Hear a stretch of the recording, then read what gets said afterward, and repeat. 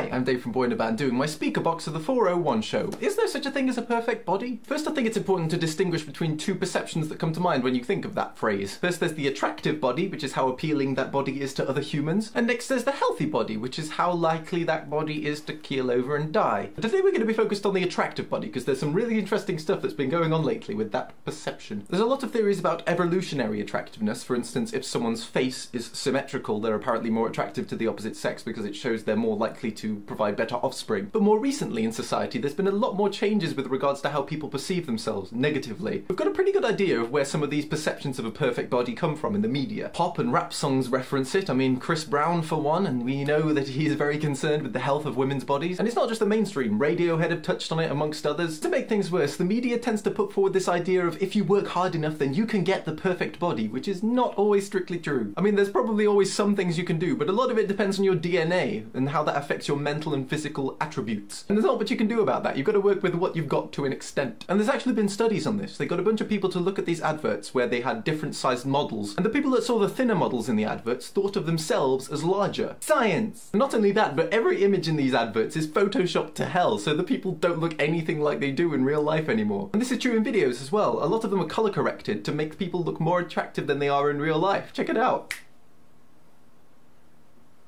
But it's important to remember that the media presents a very narrow spectrum of what is attractive to people. And it's actually more complex than that. They're just presenting what will sell the most. There's cultures in other places in the world that think larger people are more attractive. A lot of this is conditioning. It's what we've been taught to find attractive from a very young age. And this causes a lot of self-esteem issues around body image. Like, I knew eating disorders were on the rise at the moment, but I didn't know that anorexia was the most deadly mental illness. And society doesn't treat it like that. And it's not just weight. For instance, I had acne for quite a while, and I had to go to the doctors loads and loads of frickin' times. Like, I used to get comments saying, oh, you got herpes, mate, because I had all these frickin' spots all over my face, and I don't have herpes, I checked.